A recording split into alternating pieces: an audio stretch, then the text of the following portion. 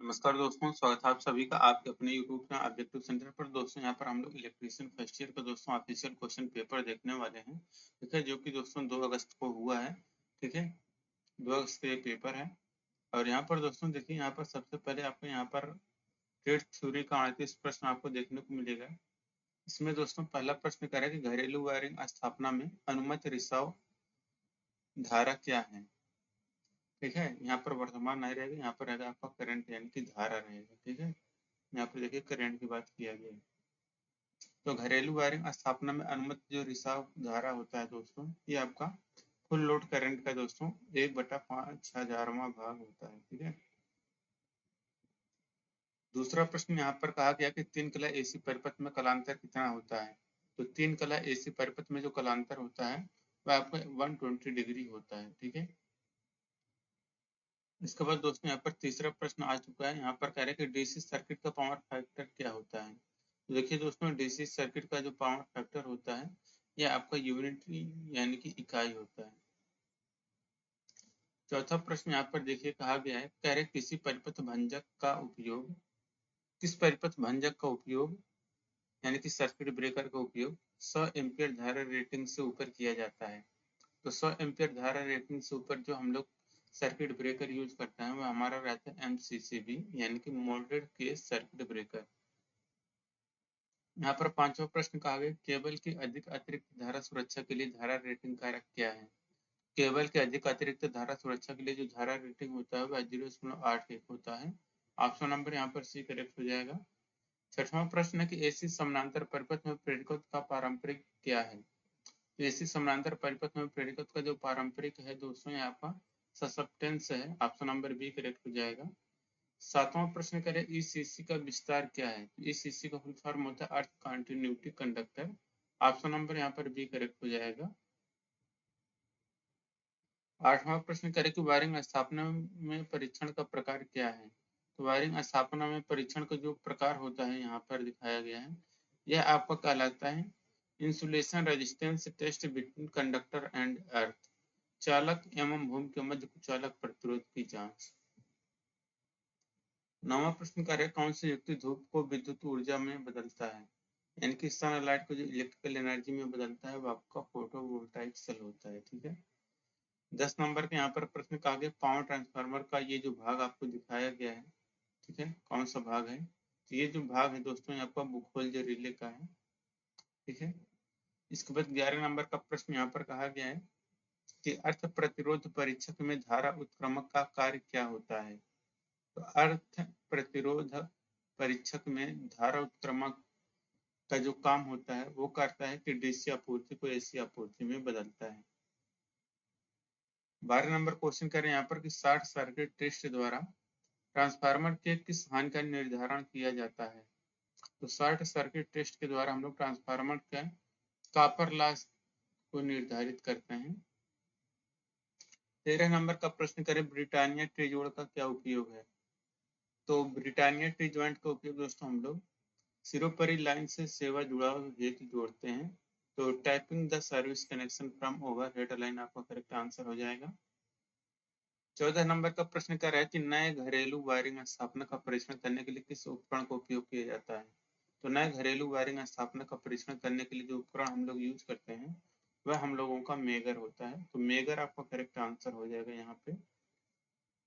15 number का प्रश्न कह रहा है कि रिजोनेंस फ्रीक्वेंसी का सूत्र क्या होता है। तो रिजोनेंस फ्रीक्वेंसी का सूत्र होता है 1/2π√LC। 16 नंबर का क्वेश्चन करके मापक यंत्रों पर लोडिंग प्रभाव का कारण कौन सा पैरामीटर है।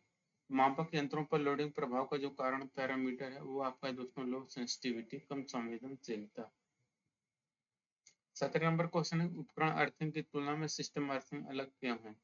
तो उपकरण अर्थिंग की तुलना में सिस्टम अर्थिंग अलग है क्योंकि यह धारावाहक चालकों से संबंधित है। It is associated with current carrying conductor हो जाएगा। ऑप्शन नंबर सी करेक्ट हो जाएगा। 18 नंबर का प्रश्न यहाँ पर कहा गया है कि पिंसर का क्या उपयोग है। तो देखिए पिंसर का उपयोग हम लोग लकड़ी में से पिन और कील को निकालने के लिए यूज करते हैं। ऑप्शन नंबर डी करेक्ट हो जाएगा।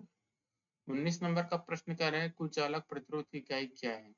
देखिए कुचालक प्रतिरोध की जो इकाई होती है वह मेगा ओम होता है। ऑप्शन नंबर डी करेक्ट हो जाएगा। 20 नंबर का प्रश्न करें चुंबक की कौन सी विशेषता दर्शाई गई है। तो चुंबक की ये जो विशेषता दर्शाई गई है दोस्तों, यह आपका डायरेक्टिव प्रॉपर्टी यानी कि दिशीय विशेषता को दर्शाया गया है। 21 नंबर का प्रश्न करें कि पुनः तार बांधने योग्य फ्यूज के लिए फ्यूजिंग फैक्टर क्या होता है। तो पुनः तार बांधने योग्य फ्यूज के लिए फ्यूजिंग फैक्टर 1.4 होता है। 22 का नंबर का प्रश्न करें कौन सा सिद्धांत कुकिंग रेंज पर काम करता है। लेकिन जो कुकिंग रेंज पर काम करता है वह इलेक्ट्रिक धारा के हीटिंग प्रभाव पर काम करता है। 23 नंबर का प्रश्न करें कि RLC परपथ के प्रतिबाधा जेट की गणना करने का सूत्र क्या है। यदि प्रेरक की प्रतिघात एक्सल धारित प्रतिघात एक्सल से कम है। यहाँ पर हो जाएगा Z equal to R under root R square plus XC minus XL का होल स्क्वायर। 24 नंबर का प्रश्न करें कि 3 फेज वोल्टेज सिस्टम के बीच फेज डिफरेंस कितना होता है। तो 3 फेज वोल्टेज सिस्टम के बीच जो फेज डिफरेंस होता है वह आपको 120 डिग्री होता है। 25 नंबर का प्रश्न करें कि माइक्रोवेव ओवन में स्टीरियर मोटर का क्या कार्य है। तो माइक्रोवेव ओवन में स्टीरियर मोटर का जो कार्य होता है, ये रहते घूमता है और विद्युत चुंबकीय ऊर्जा को दर्शाता है। 26 नंबर का प्रश्न करें किस पदार्थ में ऋणात्मक तापमान गुण होता है। तो ऋणात्मक तापमान गुणांक का जो गुण होता है वो आपको माइका में यानी कि अभ्रक में होता है, जिससे कि NTC नेगेटिव टेम्परेचर कोफिशिएंट जो प्रॉपर्टी होता है वह आपका माइका यानी कि अभ्रक में देखने को मिलता है। 27 नंबर का प्रश्न करें घरेलू वायरिंग सर्किट में लैंप चमक कम और मोटर धीमी गति से चलने का क्या कारण है। तो घरेलू वायरिंग सर्किट में लैंप चमक कम और मोटर धीमी गति से चलने का जो कारण रहता है वो रहता है high value series resistance for उच्च मान श्रेणी परिपथ दोष। 28 नंबर का क्वेश्चन करके सिस्टम अर्थिंग कहाँ किया जाता है। तो देखिए जो सिस्टम अर्थिंग होता है ये आपका जनरेटिंग स्टेशन पर किया जाता है। ऑप्शन नंबर दोस्तों यहाँ पर आपका सी करेक्ट हो जाएगा। 29 नंबर प्रश्न करें m equal to Z by IT सूत्र से जड़ अक्षर किससे इंगित करता है। तो जड़ जो होता है आपका इलेक्ट्रोकेमिकल यहाँ पर ECE ऑफ इलेक्ट्रोलाइट, ठीक है, विद्युत अपघट्य का ECE को बताता है।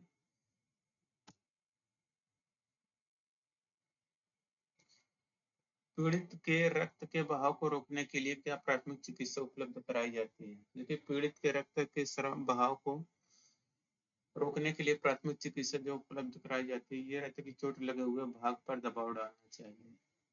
31 नंबर का प्रश्न क्या है कि ट्रांसफार्मर के तेल के क्रैकल टेस्ट से किसका निर्धारण होता है। तो ट्रांसफार्मर के तेल के क्रैकल टेस्ट से जो निर्धारण होता है वह मॉइस्चर यानी कि नमी का निर्धारण करते हैं। 32 नंबर का प्रश्न करें भूमिगत केबल में कौन सा धात्विक भाग या धात्विक कवच का क्षरण से बचाता है। तो भूमिगत केबल में जो भाग धात्विक कवच को क्षरण से बचाता है वह आपका बीडिंग होता है या बेडिंग। BH वक्र में x द्वारा अंकित भाग का नाम क्या है। यहाँ से यहाँ तक जो x भाग दिखाया गया है इसका नाम बताना है। ये दोस्तों आपको कोर्सिविटी कहलाता है, ठीक है। और 34 नंबर का प्रश्न कौन सा उपकरण चिंगारी वोल्टेज प्रदान करता है और एक HPSV दीपक में चोक के रूप में कार्य करता है। क्या रहता है दोस्तों आपका लीड ट्रांसफार्मर रिजर्व ट्रांसफार्मर आपका करेक्ट आंसर हो जाएगा। 35 नंबर का प्रश्न यहाँ पर कहा कि चालक के प्रतिरोध के व्युत्क्रमानुपाती क्या होता है। तो चालक के प्रतिरोध के व्युत्क्रमानुपाती अनुप्रस्थ काट का क्षेत्रफल होता है।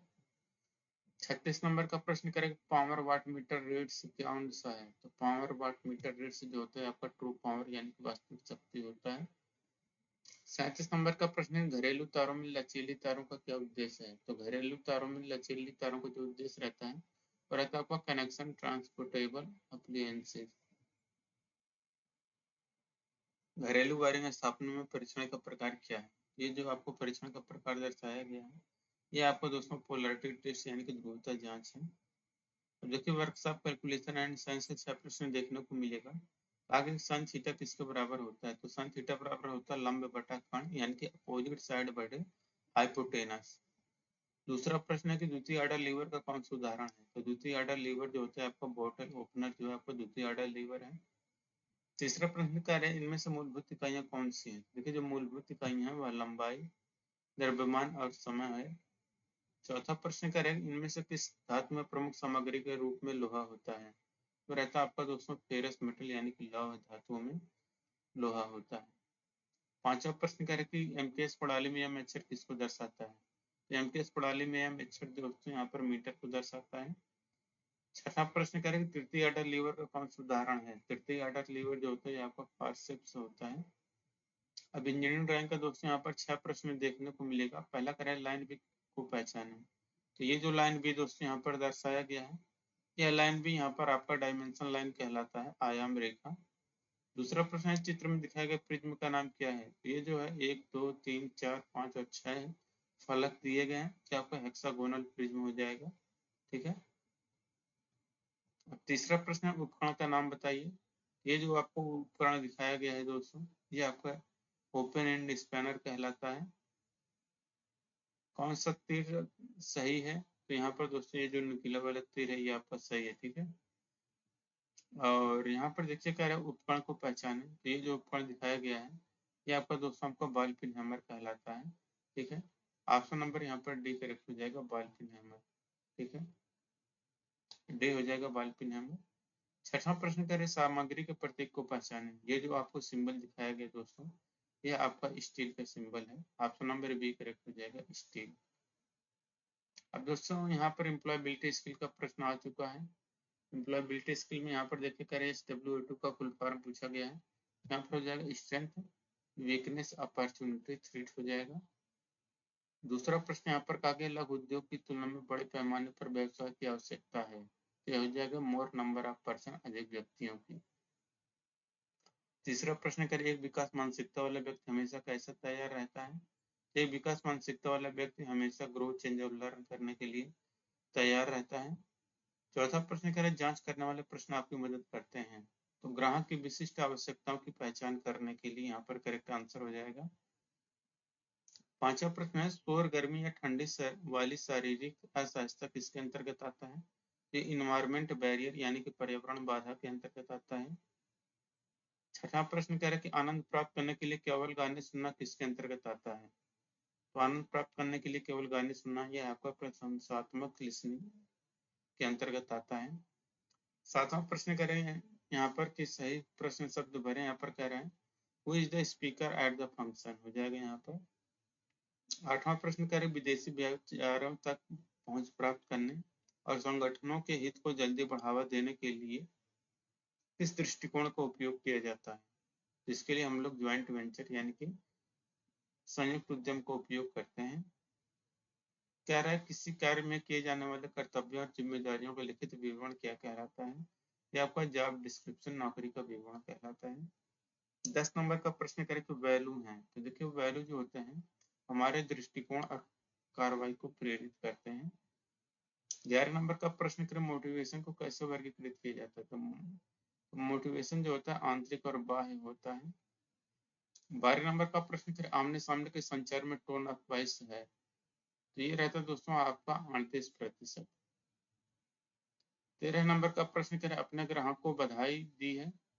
ग्रीटिंग को पूरा करने के लिए आपको निम्न में से किस कथन का उपयोग करना चाहिए? ये हो जाएगा, मैं आपकी मदद कैसे कर सकता हूँ, how many I can help you. ठीक है। कौन सा संयोजन नहीं है यानी कंजक्शन नहीं है? तो देखिए और, एंड और बट, ये दो वाक्यों को जोड़ देने का काम करते हैं, जबकि ऑन जो है आपका प्रीपोजिशन है। कार्डियल नंबर कौन सा है? तो 1 यानी कि एक जो है आपका कार्डियल नंबर है। 16 नंबर कह रहा है कि यहाँ पर फीडबैक किसमें मदद करता है? तो सेवा में सुधार करने में मदद करता है, प्रक्रिया प्रणाली को संशोधित करता है, ग्राहकों को संतुष्टि को बेहतर तरीके से पूरा करता है। तो यहाँ पर डी आंसर करेक्ट हो जाएगा, ऑल ऑफ द एबव। नैतिकता का अर्थ क्या है? तो नैतिकता का अर्थ तय करें कि मानव आचरण के लिए क्या सही है, क्या गलत है। 18 नंबर प्रश्न के बाद शब्द जो किसी दूसरे शब्द के समान होते हैं लेकिन अर्थ में भिन्न होते हैं, तो उसको दोस्तों हम लोग होमोफोन कहते हैं। ठीक है। 19 नंबर क्वेश्चन है, सीपीयू का अर्थ क्या है? तो सीपीयू का अर्थ होता है आपका सेंट्रल प्रोसेसिंग यूनिट। 20 नंबर का प्रश्न कह रहा है, वह शब्द जो अचानक और मजबूत भावना व्यक्त करता है उसे क्या कहते हैं? वह शब्द जो अचानक और मजबूत भावना व्यक्त करता है उसको हम लोग इंटरजेक्शन कहते हैं। विस्मयादि बोधक आपका करेक्ट आंसर हो जाएगा। 21 नंबर क्वेश्चन कह रहा है कि ग्राहक प्राप्त करने के 4 चरण कौन से हैं? एक्विजिशन, रिटेंशन, सेटिस्फैक्शन और लॉयल्टी है। 22 नंबर का प्रश्न कह रहा है कौन से वक्तव्य विवरण सत्य है। यह कि आप जितनी अधिक समस्याओं का समाधान करेंगे, समस्याओं को सुलझाने में आप उतने ही बेहतर होंगे। ठीक है। WAN का फुल फॉर्म पूछा गया है, तो WAN का फुल फॉर्म मतलब वाइड एरिया नेटवर्क। 24 नंबर का कह रहे हैं MS एक्सेल में सेल के एक सूत्र इंसर्ट करने के लिए हमें प्रविष्टि को एक ऑपरेशन के साथ शुरू करना चाहिए, तो रहता है आपका इक्वल। 25 नंबर का प्रश्न क्या कि एक्सेल में किसी रो और कॉलम के इंटरसेक्शन को क्या कहते हैं। तो एक्सेल में किसी रो और कॉलम के इंटरसेक्शन को दोस्तों हम लोग सेल कहते हैं। वीडियो अगर अच्छा लगा दोस्तों, वीडियो को लाइक कर अपने दोस्तों के साथ शेयर करिए। मिलेंगे नेक्स्ट वीडियो में। Thank you.